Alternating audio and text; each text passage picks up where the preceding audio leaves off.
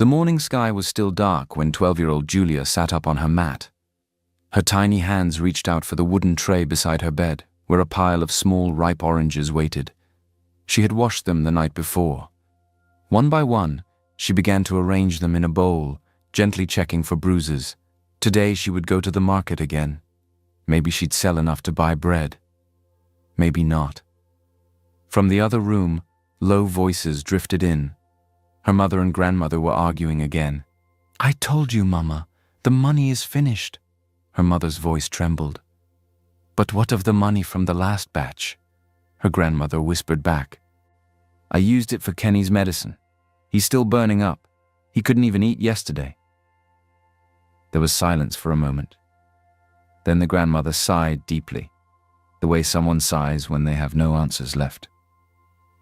Julia sat quietly, her arms wrapped around her knees. She knew what they were talking about. Her little brother Kenny had been coughing badly for a week now. His eyes were red, his body hot like fire. They had taken him to the small clinic down the road, but the nurse there only shook her head. "No payment, no treatment," she said. Julia blinked hard, forcing back tears. The last time her mother begged the nurse, she had sold her wedding ring, her old sewing machine, even Julia's school books. But it still wasn't enough. Outside the window, the village was quiet. Too quiet. Once upon a time, children used to run around laughing. Mothers would sit on wooden stools, plaiting hair and sharing gossip. Boys would chase each other with sticks. But not anymore. 2 children had gone missing in just the last 3 months. The first was a 10-year-old girl named Tina. She had been walking home alone from the stream when she suddenly vanished. She never got home. The second, a girl named Anita, was last seen playing near the mango tree behind his compound. No one ever saw them again. There was no ransom note, no footprints, no clues. Julia stood up slowly, slipped on her worn-out slippers, and picked up the bowl of oranges. Her dress was faded and torn at the side. She had outgrown it months ago, but it was the only one she had left. As she stepped outside, the cold morning air touched her cheeks. The market was a 40-minute walk away, and the road was full of red dust. She started walking, one step after the other, bowl balanced on her head. She thought about her brother, about the clinic, about the silence in her home. When she reached the edge of the market, she found her usual corner under a big umbrella tree. She sat down and placed the bowl in front of her. "Fresh oranges," she said quietly. "Sweet and fresh." Most people just walked past. She had sold only 3 when she noticed a man standing a little distance away, watching her. He was tall, dark-skinned, with silver hair and a serious face. He wore a fine native caftan and sandals that didn't touch dust. He looked like someone who didn't belong here. He didn't smile. He didn't wave. He just stood there for a long time, hands behind his back, staring. Julia looked away, uncomfortable. Then slowly the man walked over and crouched beside her. He pointed to the oranges. "How much?" he asked. 10 coins, Julia said softly, not looking up. He picked one and held it to the light. "Do you live near here?" he asked. Julia hesitated. "Yes." He nodded. "What's your name?" "Julia." He looked at her face for a long time, then stood up. He bought 5 oranges and left without another word. But as he walked away, Julia had a strange feeling in her chest, like cold fingers pressing down on her heart. She didn't know who he was or why he had spoken to her. But something in his eyes had lingered too long. Something in the way he looked at her made her skin crawl. By late afternoon, Julia was back in the market, but not to sell. She was now buying. Her bowl was almost empty. She had only a few small coins left, borrowed quietly from her grandmother's metal box when no one was looking.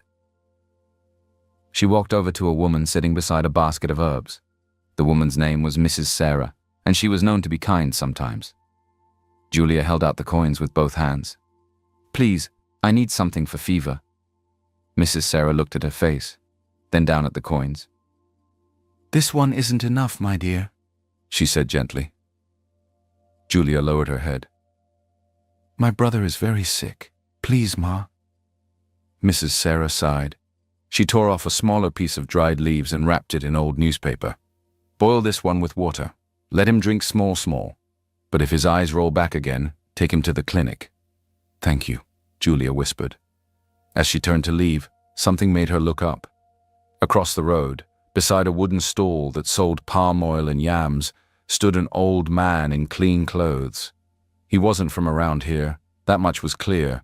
His clothes were too fine, his shoes untouched by the red dust, and the way he stood, with hands behind his back and chin slightly lifted, made him look like someone used to being obeyed.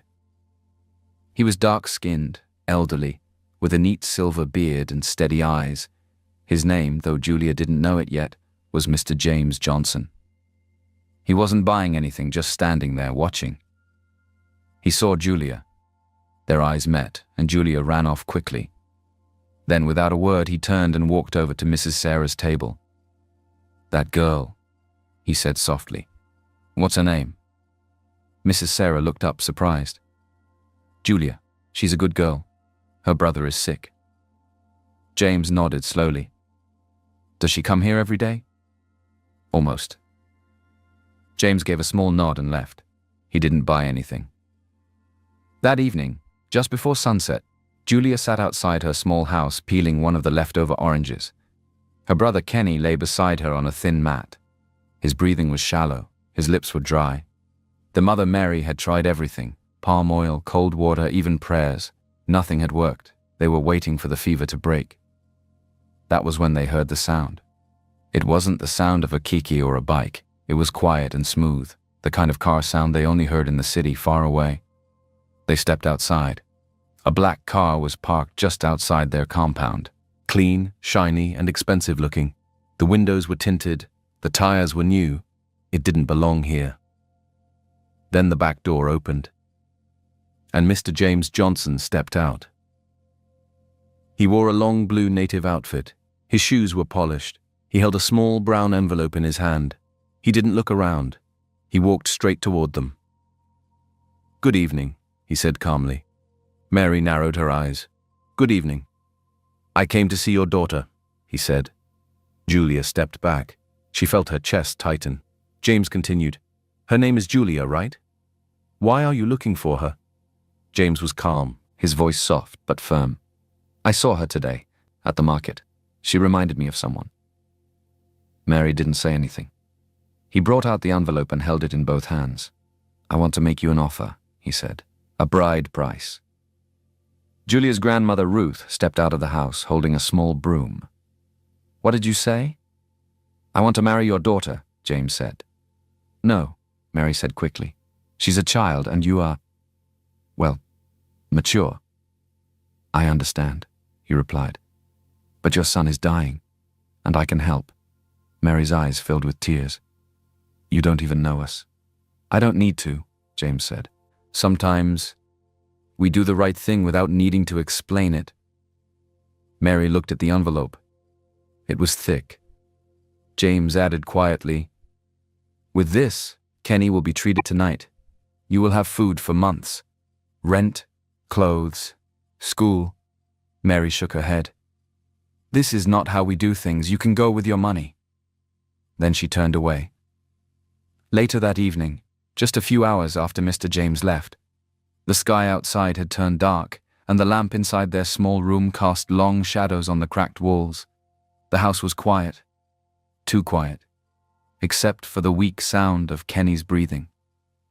Julia sat on a stool, peeling the last orange slowly, her hands moving without thought. Her mother, Mary, had been sitting on the floor for a while now, staring at the envelope James Johnson left behind. Finally, Mary spoke. Julia, she said quietly. Julia didn't look up. Mary took a deep breath and began. The man that came, he made us an offer. Julia's hands stopped moving. Her heart started beating faster. Mary's voice trembled. He wants to marry you. He said he can pay for everything. He said Kenny will get the best treatment. That we won't have to worry about rent or food or anything for a long time.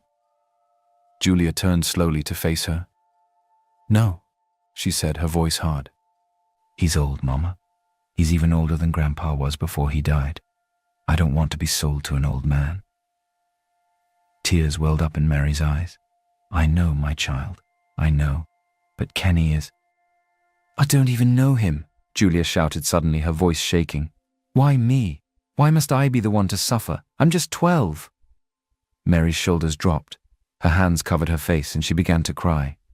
"I have nothing else left, Julia," she whispered. "Nothing."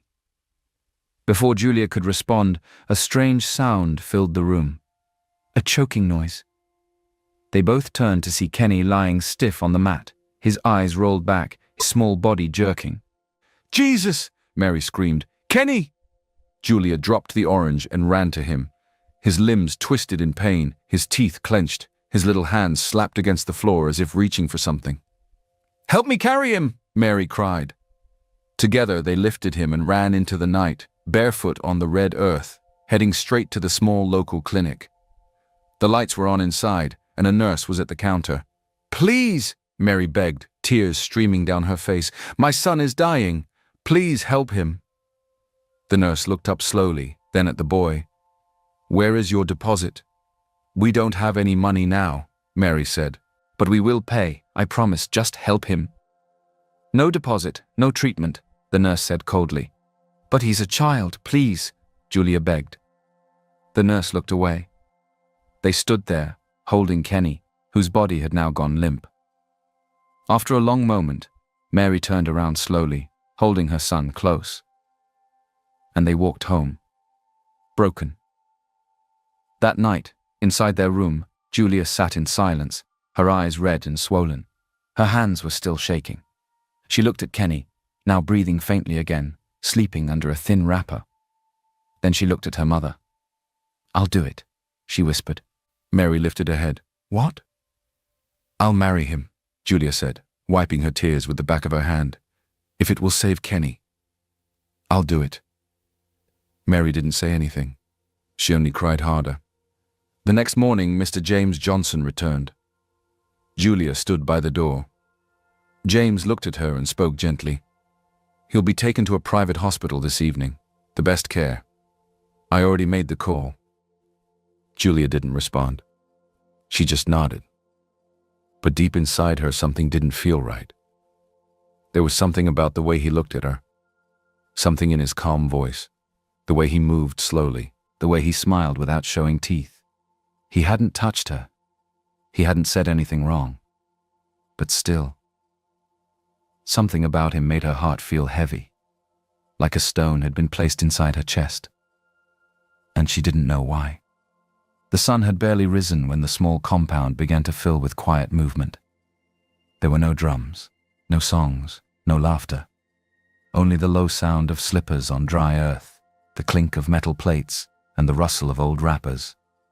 A few neighbors gathered, standing at a distance. Some held hands to their mouths, whispering behind tired eyes. Inside the hut, Julia stood still while her grandmother Ruth gently tied beads around her neck. "They are small," the old woman said, "but they will hold your name." The dress she wore didn't belong to her. It was old and faded, but still white. It had belonged to another girl, one who had once lived down the road. She had been promised to a man far away, but she never returned. No one spoke of her anymore. Julia's hands were cold. She stared at the wall, her face blank. Her feet were bare. Her mother, Mary, stood nearby, wringing her fingers. Kenny was not there. He had already been taken to the hospital James had promised. The car came early, just before dawn. A man in a suit carried Kenny inside and drove off without a word. Julia had watched the car disappear. Now, she stood alone. Outside, the villagers whispered, "Is it true? She's marrying that old man. I heard she didn't even say yes, that it was her mother who agreed. She's only 12. Her family had no choice, same as Mariam and the other girls." The old women shook their heads. The younger ones looked away. The men just kept their eyes on the ground. Although she wasn't the first child bride to get married this way, it still didn't feel right. Then James Johnson arrived. He was dressed in another clean native outfit, deep grey this time. No dust on his shoes, no sweat on his face. He walked slowly, calmly, like someone who had done this many times before. He didn't smile. He didn't greet anyone. He walked to the center of the compound and stood waiting. A local elder cleared his throat and opened a small book. The ceremony was short. No music, just a few whispered prayers, some verses. A nod from the elder.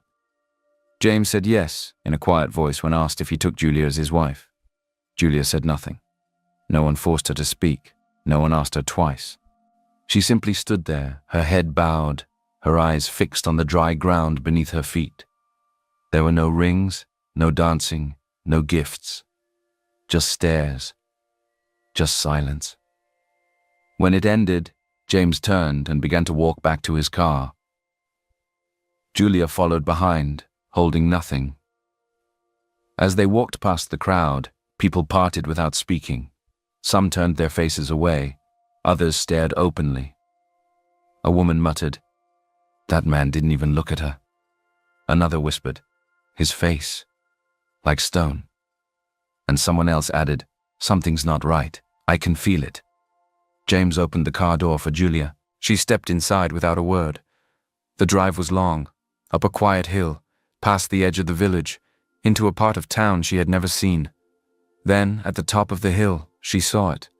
A mansion. Big, silent, standing alone like a sleeping giant.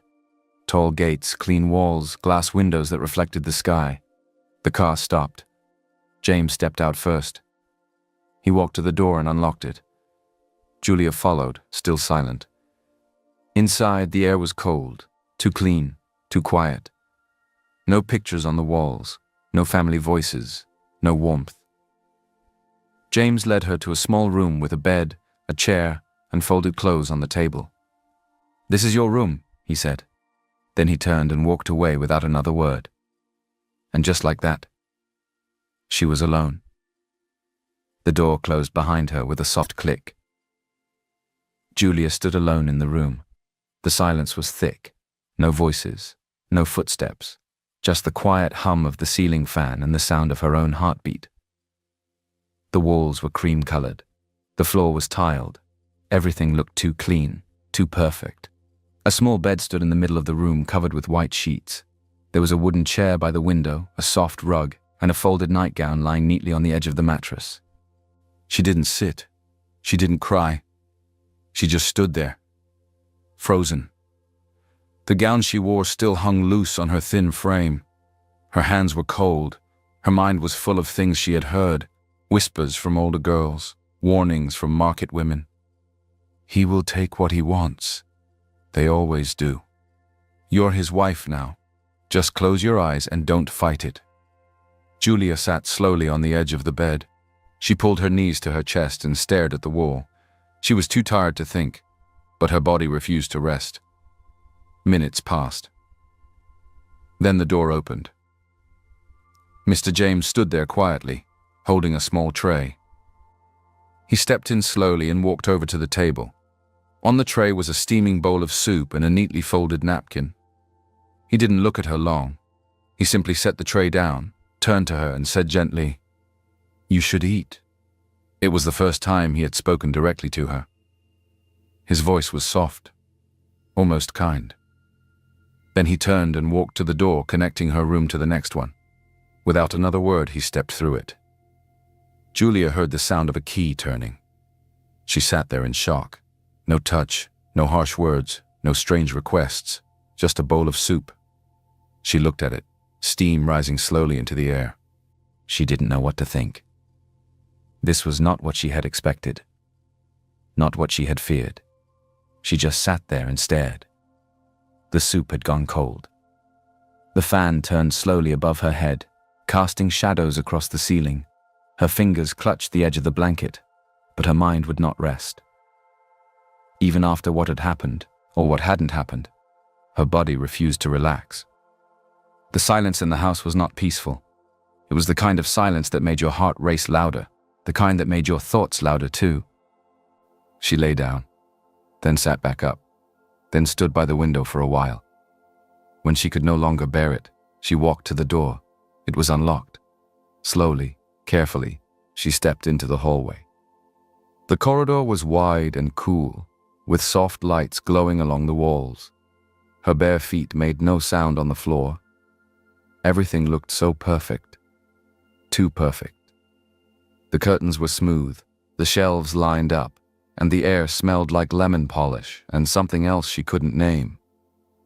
She passed a tall bookshelf, then a wide hallway with pictures she couldn't see well in the dim light. That's when she saw it. The light under a door. It was open just a little. She stepped closer. Inside was a large room with a thick carpet, a tall lamp, and shelves full of books.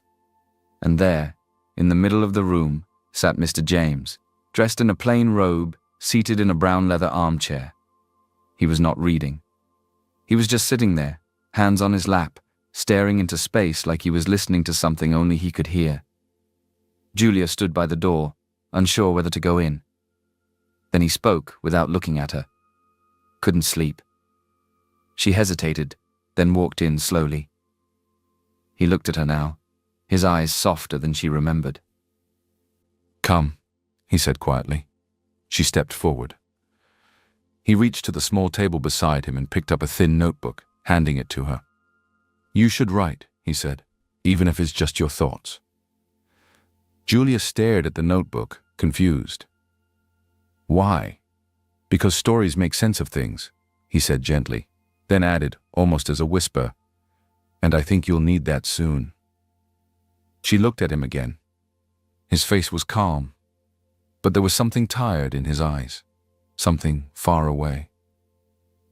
Julia turned, her eyes catching sight of another hallway through the far end of the study.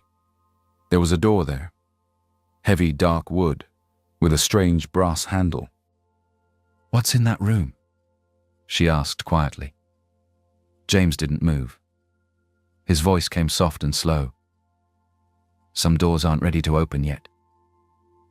She looked at the door again, then at him. He added, "Everything will be clear in due time. But tonight, get some rest."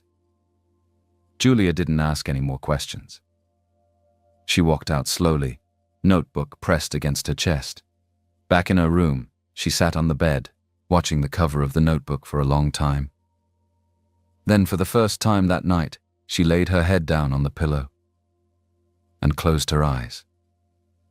And somehow, she fell asleep. The next morning, Julia woke up to the soft knock of porcelain. She opened her eyes slowly. Mr. James was standing at the door with a small wooden tray. On it sat a cup of warm tea, a cookie wrapped in cloth, and a tiny glass of orange juice. He walked in quietly and set the tray down on the small table near her bed. Then he looked at her and said softly, "Good morning." Julia blinked at him. "You don't have to come out yet," he added gently. "Just rest. You're safe here." He turned and left without saying another word. The door clicked softly behind him. She stared at the tea. The steam curled in the air, and the cup smelled sweet, nothing like bitter leaves her grandmother used to make. The cookie was soft and sweet and wrapped like a gift. She touched it carefully, like it might disappear if she blinked. That was how the next few days began. Each morning, Mr. James brought her something soft: tea, warm bread, biscuits with honey, fruit in small pieces. And each time, he said only a few words. He didn't ask her to do anything. He didn't sit too close. He didn't touch her. Julia stayed in her own room. Her bed was made for her. Her clothes were replaced with clean, soft dresses in colors like peach, cream, and sky blue. She wore slippers that didn't scrape her feet. Once he brought her a flowery red gown and said, "I thought this might look nice on you." She didn't answer. He never seemed to mind. He would knock softly, place the tray down, say a few words, and leave. He never raised his voice. He never demanded anything. And strangely, that made it harder. Julia had prepared for fear, for pain, for silence. But this quiet kindness confused her.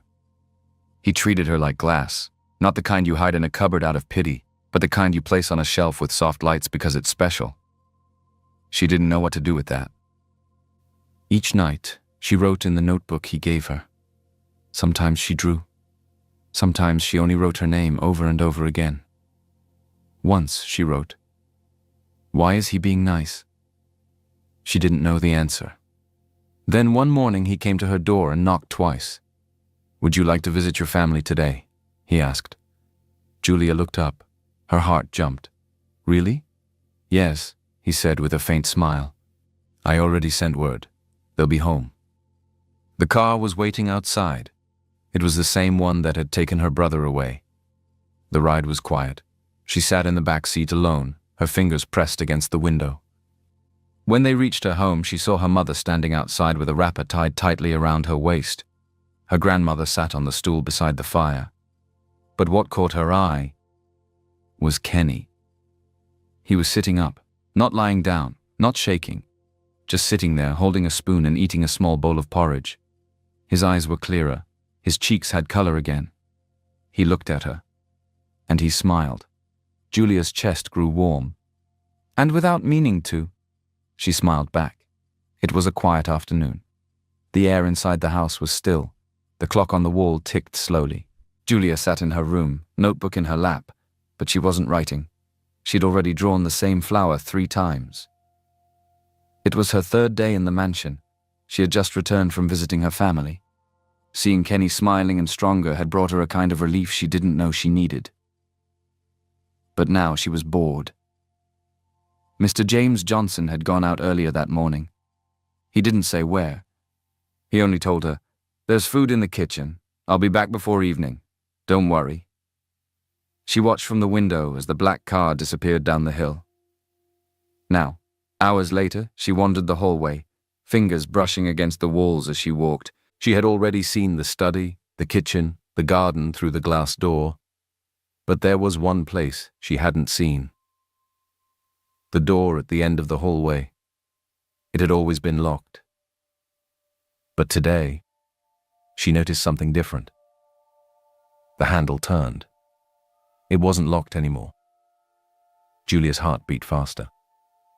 She looked over her shoulder. The house was silent. Slowly, quietly, she pushed the door open. The room was dim but warm. A soft light from a lamp near the wall lit the space. And everywhere were photographs, lining the walls. Dozens, maybe more. Children, boys and girls, all from different places, different countries, different lives. Some were smiling, their eyes full of joy. Others looked serious or tired or unsure. Each photo had a name beneath it, and a date. Some of the dates were crossed out with a red X. Some weren't. Julia stepped closer. Her eyes scanned the names. Some sounded French, others looked Asian. A few she couldn't pronounce. She saw a little girl holding a teddy bear, standing in front of a hut. A boy with crutches beside a river. A group of girls in school uniforms, holding books. In the corner of the room was a large wooden trunk. Julia knelt beside it and slowly opened the lid. Inside were notebooks, carefully stacked. Old letters, some in envelopes, others folded neatly. She picked one and opened it. "Dear Mr. James, I passed my exams. I'm now in secondary school. Thank you for helping me when I had nothing. You're like an angel to me." She pulled out another. "You don't know what you did for me. But I sleep safely now. I eat every day. I don't cry at night anymore. I hope I make you proud. One more. The violin you gave me still plays. I name it after you. Thank you for being kind when no one else was." Letter after letter, all filled with soft, grateful words from children, young girls mostly, thanking Mr. James for things the world never saw, for kindness, for school fees, for protection. Julia clutched the papers to her chest. She didn't know what to think. Then she felt it. That quiet presence behind her. She turned quickly. Mr. James was standing in the doorway, his face calm, his voice was low. "I suppose it's time you knew the truth," he said. Julia stood frozen, the letters still in her hands, her heart thudding inside her chest. Mr. James Johnson walked slowly into the room. He didn't shout. He didn't look angry, just tired. like someone carrying something heavy for too long. He closed the door gently behind him and looked around the room. Then he turned to her. "I suppose you have questions," he said softly. Julia's mouth felt dry. Her eyes moved to the photographs on the wall again. Her voice shook. Are these all girls you married?" James shook his head quickly. "No," he said firmly. "They were all girls I found, girls in danger, girls being sold, forgotten, thrown away. I didn't marry any of them." He looked at her now, fully, his expression serious, steady. "You're the first." Julia's brows pulled together. "Then why me?" James walked slowly to a small chair and sat down. His body sank into it with the weight of a long life. He let out a breath that sounded like it had been held in for years. "Because you were going to be married off anyway," he said. "You just didn't know it yet." Julia's heart dropped. He continued, his voice calm but firm. "I'd heard rumors in the village. A dangerous man, probably from some unknown group, had been coming to places like yours. He was taking girls. Some were kidnapped. Some were bought. Others given away in the name of marriage. Your village wasn't safe." Julia took a step back. James leaned forward, elbows resting on his knees. "I noticed a strange man talking to you, just for a moment, at the market. That was the day before I came to your house. The way he looked at you, I knew then you were next." Julia's voice cracked. "You're lying." "I wish I were," James said, his voice trembling slightly. "I knew I had only two options. Let that man get to you first, or get there before him." She looked at the photographs again. Children, faces, smiles and stares. She understood now. These weren't trophies. They were memorials. James stood up slowly, walking over to the wall. He touched one of the frames gently, his hand lingering on the glass. "For the past 20 years, he said, "I've been traveling, village to village, country to country, looking for girls like you. Girls no one noticed. Girls the world tried to forget." He looked at her again. "I didn't always succeed. Some of them," he nodded at the photos with the red X marks, "I couldn't save."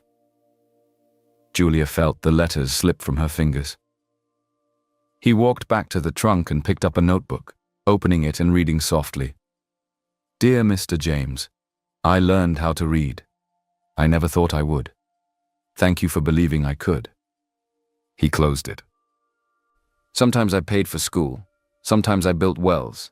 Sometimes I just sat with them, listened, gave them shoes, gave them food. Some I tried to adopt. But the system, it doesn't always let people like me do that. So I did what I could, quietly, silently, off the record." Julia's voice broke the silence. "Why not use your money publicly?" she asked. "Build something, a school, an organization. You're rich, right?" He gave a small, bitter smile. "I was," he said, "but I sold most of it. And even then, money has limits. Sometimes the law listens more to men with power than men with purpose. The kind of work I did, if it had a name, people would try to stop it." He looked her in the eye. "I married you because that was the only way I could buy time. As you know, I am not young anymore. I am already 75, so I had to protect you, to give you a choice, one you were never going to have." Julia stood still in the center of the room, surrounded by pictures of lost children, letters of thanks, and the heavy truth she wasn't prepared for. And for the first time since she entered his house, she saw him not as a man with secrets, but as a man who carried the weight of saving the ones no one else would. She realized something that made her chest ache. He didn't save her because he had to. He saved her because no one else would. The days that followed were quiet. Julia and Mr. James Johnson didn't speak much, but they didn't need to. There was a soft understanding between them now, a stillness that didn't feel empty. It felt full, full of what had been said and what no longer needed to be explained. He still brought her tea in the morning, still left small cookies wrapped in linen. But now, when he looked at her, his eyes held something softer. something like peace. Julia spent her time reading, writing, and watching the way the light moved across the house. James spent his time in the garden, or in the library, or simply sitting quietly in his study chair with the same calm silence that had always followed him. Then, on the morning of the 7th day, something was different. Julia waited for the soft knock at her door. It didn't come. She waited for the smell of tea, the sound of his footsteps on the tiles. But the house was silent. Too silent. She walked through the hallway barefoot, the cold floor under her feet. She checked the garden bench, empty. The library, empty. The study, still. Then finally, she walked to the room he never let her enter before, his bedroom. She knocked softly, once, twice, no answer. Her hand trembled as she turned the handle. The door creaked open slowly. There, lying peacefully on his side, was Mr. James Johnson, still in his robe, his silver hair resting gently on the pillow, his eyes closed, his chest still. Pale, quiet, still, gone. Julia didn't move. She didn't scream. She stood there, the sound of her own breathing suddenly louder than it had ever been. He had known. He had known his time was close.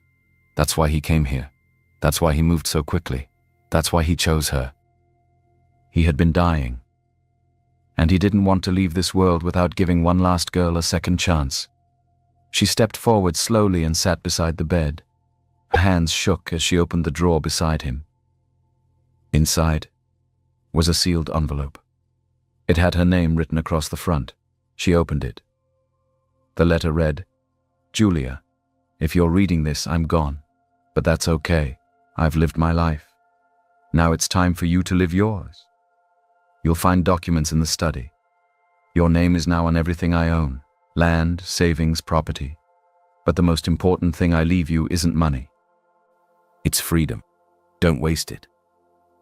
She pressed the letter to her chest. And for the first time, Julia wept. Not out of fear, not out of confusion, but out of love. The news of James Johnson's death spread quietly at first. A whisper among the large house staff. A quiet phone call to a lawyer in the city. Then, it spread like fire through the village. People gathered at the gates with flowers, folded hands, and questions they didn't dare say out loud. Some cried, others stared in disbelief. But what no one expected was the will. Exactly 4 days after his death, a lawyer arrived with papers and a solemn voice. She held a sealed brown folder tight in her arms. Her name was Mrs. Williams, a lawyer from the city. She didn't waste time. Inside that folder was a handwritten testament, notarized, stamped, legally binding. Julia, barely 12 years old, was listed as Mr. James Johnson's sole heir. The villagers were stunned. Mrs. Williams stood before the local elders and read the will herself. She explained that James had bought the house on the hill just a few months ago. He knew time was short. He knew exactly what he was doing. Everything had been arranged in secret, with care. And now, everything was Julia's. Some villagers whispered blessings. Others muttered curses. Her mother, standing under the mango tree, fainted when she heard the words. The elders gathered the next morning, meeting in hushed voices behind closed doors. Children pointed from the road as she walked by. How can that poor girl own the land now? She was just selling oranges last week. He only married her to trick the system. It's witchcraft. It has to be. But Julia said nothing. She didn't speak. She didn't cry. She didn't run. She just listened, quietly, just like James used to. Back in the mansion, she sat in the library, surrounded by silence. She ran her fingers along the books he once read. She ate the same soup he once brought to her room. She sat in his favorite chair and looked out the same window. The silence was loud, but she didn't mind it anymore. On the 3rd day, Mrs. Williams returned with another folder, this one filled with transition documents. "There's enough money to last you until university and beyond," she said gently. You don't have to decide anything now, but we will need to name a legal guardian to oversee the estate until you're of age. Julia looked up. Do I have to leave? She asked softly. Mrs. Williams blinked, surprised. No, this house is yours. James made it very clear. You can stay as long as you like. Julia sat back in the soft chair, the truth coming to her in slow, heavy waves. She had her own bed, her own books, her own keys. And now, her own decisions. The first one she made shocked everyone. She reopened James's ledgers. She called Mrs. Williams, and she gave clear instructions. They were to withdraw part of his remaining funds, but not for herself, for the village, for the children. She ordered full repairs on the clinic that had once refused to treat her brother, so the people of the village could at least have basic health care. No more turning away children who couldn't pay. She had a small school built right on the spot where she once sat in the dust selling oranges. She bought chairs, books, uniforms, and paid the first teacher's salary herself. Then she gave one more quiet instruction. From now on, any girl under the age of 18 could no longer be married in secret, not without being reported to a new registry managed directly from her estate. It didn't matter who tried to hide it. The registry would know. Some called her dangerous. Some called her cursed, but others, they started calling her something else. The girl who came back with fire. One cloudy afternoon, Julia walked alone to the cemetery at the edge of the village. The wind danced gently between the trees. She carried something in her hand, a small photo frame. It was James's favorite, the one of a mirror resting beneath a blossom tree, its branches full and soft. She walked slowly to the fresh stone and placed the frame gently on the ground beside it. Then she knelt down and whispered, "You weren't my husband. You were never even my father. You were my light." The wind moved through the leaves, and for a moment, she thought she heard it say, "Live." Weeks passed, then months. The mansion on the hill, once quiet and distant, began to change. It became more than just a house. It became a sanctuary, a place where young girls could sleep without fear, where they could read, eat warm food, and begin again. It was no longer just Julia's home. It was theirs. One girl, Jemima, aged 9, had been rescued from a forced engagement to a man 4 times her age. She came with nothing but a torn dress and a silent cry in her eyes. Another girl, Binta, only 11, had run from an abusive uncle who had kept her hidden for months. She arrived at the gates barefoot, her voice barely louder than the wind, and Julia let them in, not as a queen, not as a savior, but as one of them. She gave them rooms, she gave them food, but most of all, she gave them something they hadn't known in a long time: safety. Some nights, Julia would walk the halls with her notebook in hand, writing slowly by candlelight, stopping outside the girls' rooms to listen for nightmares. One rainy evening, while dusting the books in James's library, she reached for one of his favorite titles, the one with the red spine and gold lettering. As she opened the cover, an envelope slipped out. It had no name on the front, only a line: "If they come for you, don't be afraid." Julia's fingers trembled as she opened it. Inside was a list: names, dates, locations, dozens of them. Some were government officials, some were diplomats, some were powerful men she had heard whispered about in the news, in market stalls, in the corners of the village. Men tied to child marriage, trafficking, and buying girls under the disguise of tradition and charity. These were not just monsters. They were protected monsters. And James had been watching them all along. Her heart pounded. She turned the page. At the very bottom in James's neat handwriting was one final message. "Use your voice, Julia. Burn the dark. They can't kill light when it knows who it is." She read the words again and again, the ink smudged slightly by time and rain. That night, Julia sat in the center of the library floor, surrounded by the faces of the girls on the wall, her notebook open beside her, the envelope still in her lap. She didn't cry. She didn't speak. She just stared at the candle burning in front of her. And that's when she made her second decision. She wouldn't just build homes. She would build a movement. 1 year later, The world knew her name. Julia Johnson. No longer a child bride in a forgotten village, but a global voice for girls like herself, girls who had once been invisible. Her story began to spread when a journalist from Lagos arrived at the Hilltop House, chasing a rumor about a 12-year-old inheriting a wealthy man's estate. What they found was more than a headline. They found a revolution. Julia had grown, not just in height, but in strength. Her voice was still soft, but now, when she spoke, ministers listened. When she wrote, people shared. When she entered courtrooms, traffickers flinched. With Mr. James's list in hand, and the support of Mrs. Williams, Julia launched a movement that shook the foundations of silence. It was called the Johnson Report, named not just in memory of James, but in honor of the fire he carried and passed on. The report was detailed, terrifying, undeniable. It exposed networks. It named names. It pointed fingers at men in power who had hidden behind tradition, behind money, behind fear. They tried to silence her. They sent threats. They hacked her files. They spread lies. But they were already too late. Because James hadn't just left her a house. He had left her proof. He had left her a plan. And most importantly, he had left her an army, survivors, teachers, mothers, quiet donors from his past, and young girls who now had something they never had before, a future. By the time she turned 14, Julia had spoken at the United Nations. By 15, she had helped change legislation in 3 African countries, making child marriage under 16 punishable by international law.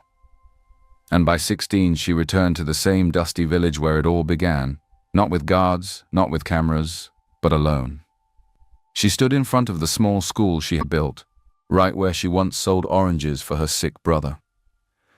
Around her, girls laughed, played, and learned. They held books, not burdens, wore smiles, not chains. She looked at them and smiled. "I used to be afraid of silence," she said softly, "but now I know. Silence is where we grow strong." One small girl raised her hand shyly. "Are you a queen now?" Julia laughed gently. "No," she said. "Queens wear crowns." She tapped her temple with 2 fingers. "I carry fire." That night, after the village fell asleep, Julia sat alone in the old library. Once his, now hers. The walls were filled with new books, hand-drawn portraits, and letters from rescued girls around the world. She lit a candle, opened her journal, and wrote quietly, "I hope you see me now." The flame flickered. A soft breeze passed through the window, and for just a moment she could have sworn she heard his voice. Steady, proud, warm. "I always did." But this time Julia didn't cry. She stood up, walked to the window, and looked out at the world that once tried to forget her. A world that now whispered her name with respect. They didn't just call her the girl who inherited a mansion. They called her the girl who carried fire.